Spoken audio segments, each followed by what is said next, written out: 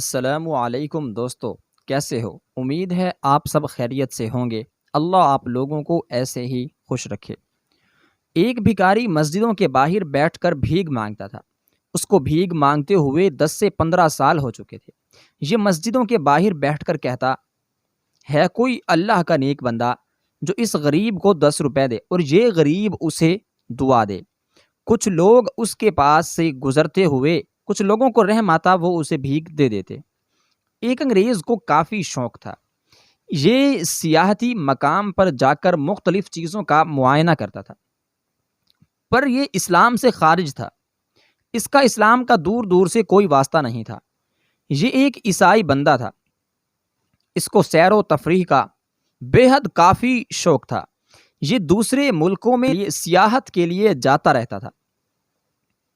ایک بار یہ انگریز سیر و تفریح کے سلسلے میں ایک ملک میں آ پہنچا۔ اس نے یہاں آ کر سوچا کہ اس بار مسلمانوں کی مسجدوں کا معائنہ کیا جائے، جس سے میرے علم میں اضافہ ہو سکے۔ پھر یہ انگریز مسجدوں کا معائنہ کرنے لگا۔ یہ مسجدوں کا معائنہ کرتے ہوئے اسی مسجد کے دروازے پر آ پہنچا۔ یہاں پر وہی فقیر معمول کے مطابق بیٹھا کہہ رہا تھا کہ کوئی ہے جو مجھے اللہ کے نام پر 10 روپے دے، یہ غریب آپ کو دعا دے گا۔ ایک انگریز اپنے ترجمان سے پوچھا کہ یہ بندہ کیا کہہ رہا ہے، تو اس کے ترجمان نے انگریز کو بتایا کہ یہ بندہ اللہ کا نام لے کر 10 روپے مانگ رہا ہے، جس سے میں اپنا گزارا کر پاؤں گا۔ انگریز نے اس کی بات سن کر انسنی کر دی اور سیدھا مسجد کے اندر چلا گیا۔ کچھ دیر تک وہ مسجد کا معائنہ کرتا رہا۔ یہ مسجد کی خوبصورتی دیکھ کر کافی متاثر ہوا۔ پھر یہ مسجد کے باہر نکل آیا تو یہ بھکاری وہاں پر ویسے ہی موجود بیٹھا تھا جیسے اس نے پہلے دیکھا تھا۔ دوبارہ بھی بھکاری اپنے وہی الفاظ دہرا رہا تھا کہ کوئی ہے جو اللہ کا نیک بندہ جو اس غریب کو 10 روپے دے۔ اسی وقت انگریز نے اپنی جیب سے $100 نکالے اور نکال کر ترجمان سے کہا کہ اس بھکاری کو کہو کہ رب تمہیں کیا دے گا، یہ لو تم میری طرف سے $100 اور عیش کرو۔ اس کے ترجمان نے بھکاری سے کہا کہ انگریز نے یہ تمہیں $100 دیے ہیں اور وہ کہہ رہا ہے تمہیں رب کیا دے گا، یہ لو تم میری طرف سے اور عیش کرو۔ بھکاری نے کہا اس انگریز سے کہو میں مانگ تو اپنے رب سے رہا تھا اور اس نے میری دعا اس انگریز کے ذریعے پوری کر دی جس کو ذریعہ بنا کر بھیجا ہے۔ بے شک رزق کا وعدہ تو میرے رب نے کیا ہے اور اس نے مجھے عطا کر دیا۔ اب انگریز بھکاری اور اپنے ترجمان کی باتیں سن رہا تھا، پر اس کو یہ معلوم نہ تھا کہ ان باتوں کا مطلب کیا ہے۔ انگریز نے اپنے ترجمان سے کہا کہ اس بھکاری نے کیا جواب دیا۔ اس کے ترجمان نے کہا کہ بھکاری کہہ رہا ہے کہ میں مانگ اپنے رب سے رہا تھا، اس نے تمہیں ذریعہ بنا کر میری مانگ پوری کر دی اور تمہارے ذریعے میرے رب نے مجھے عطا کر دیا۔ اب یہ بات انگریز کے دل پر جا لگی۔ اب انگریز دل ہی دل میں سوچنے لگا کہ بات تو بھکاری کی بالکل ٹھیک ہے، اس کی مانگ تو جیسے بھی ہوئی ہے پوری تو ہو گئی۔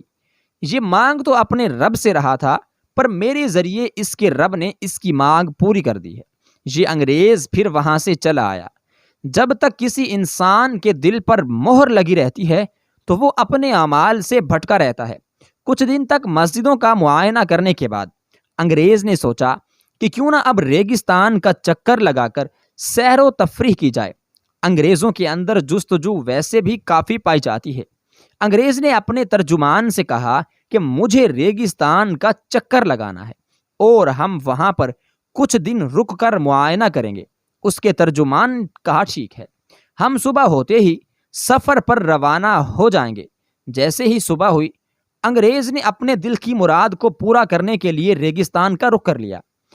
اب انگریز اور اس کا ترجمان یہ دونوں ریگستان کے اندر پہنچ گئے۔ انگریز نے ریگستان کے اندر آ کر اپنا کیمپ لگایا۔ 1 سے 2 دن یہاں پر معائنہ کرنے کے بعد اس کی دلچسپی اور بڑھ گئی۔ یہ اپنے ساتھ صرف 2 دن کا سامان لائے تھے۔ ان کے پاس اب پانی اور سامان وغیرہ ختم ہو رہا تھا۔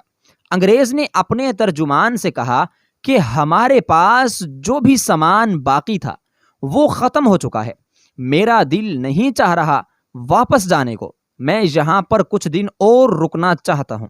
تم ایک کام کرو، شہر جا کر سامان لے آؤ، کیونکہ ہمارے پاس آج تک کا سامان اور پانی بچا ہے، یہ نہ ہو یہ بھی ختم ہو جائے۔ اس کا ترجمان ریگستان سے روانہ ہو کر شہر کی طرف چلا گیا۔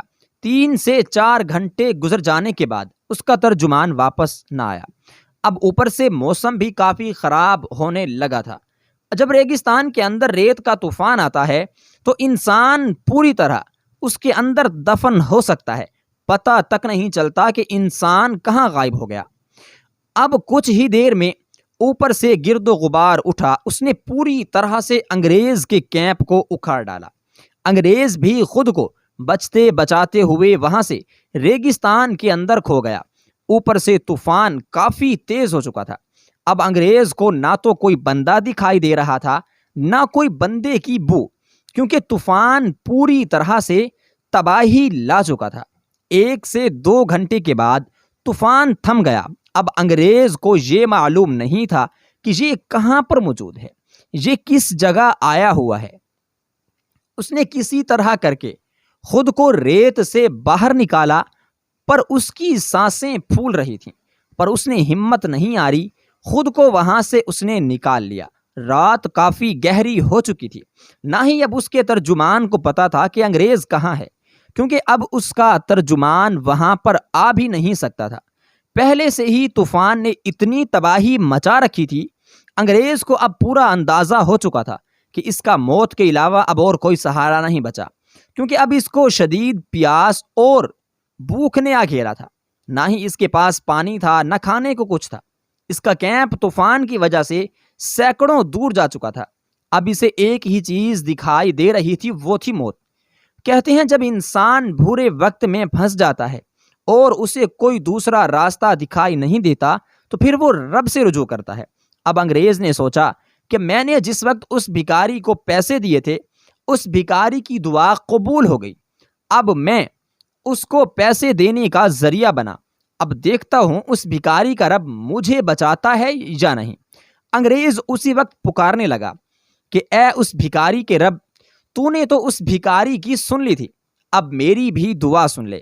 مجھے ہر طرف سے موت نظر آ رہی ہے، اب مجھے پتا ہے کہ میں نہیں بچ پاؤں گا، اب میرا آخری سہارا تو ہے، مجھے اس دلدل سے نکال۔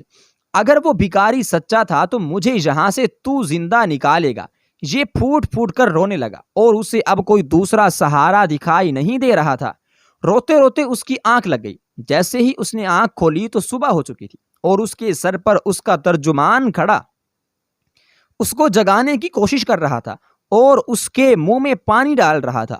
جیسے ہی اس کے منہ کے اندر پانی گیا تو یہ اٹھ بیٹھا اور کہنے لگا کہ واقعی بھکاری کا رب سچا تھا اور میں نے اسی رب سے مدد مانگی، جبکہ میرے سر پر موت آ پہنچی اور اس نے مجھ سے بچا لیا، جبکہ اتنے گہرے طوفان نے پوری طرح سے تباہی مچائی۔ مجھے ہر طرف سے موت ہی موت نظر آ رہی تھی اور اس نے مجھے ایسی نیند میں ڈال دیا کہ میری ساری تکالیف دور ہو گئیں۔ پھر جب میری آنکھ کھلی تو میرا ساتھی میرے سر پر کھڑا تھا۔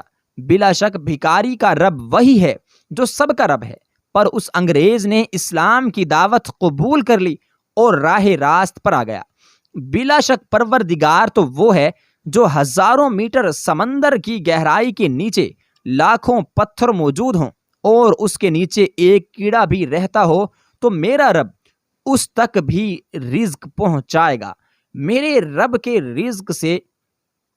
رب کا رزق وہاں پہنچتا ہے جہاں تک اس کی مخلوق رہتی ہو، چاہے وہ پتھروں کے نیچے ہی کیوں نہ ہو یا وہ پتھروں کے اندر ہی موجود کیوں نہ ہو۔ میرا رب اس کے ہر حال سے باخبر رہتا ہے، وہاں تک رزق پہنچاتا ہے۔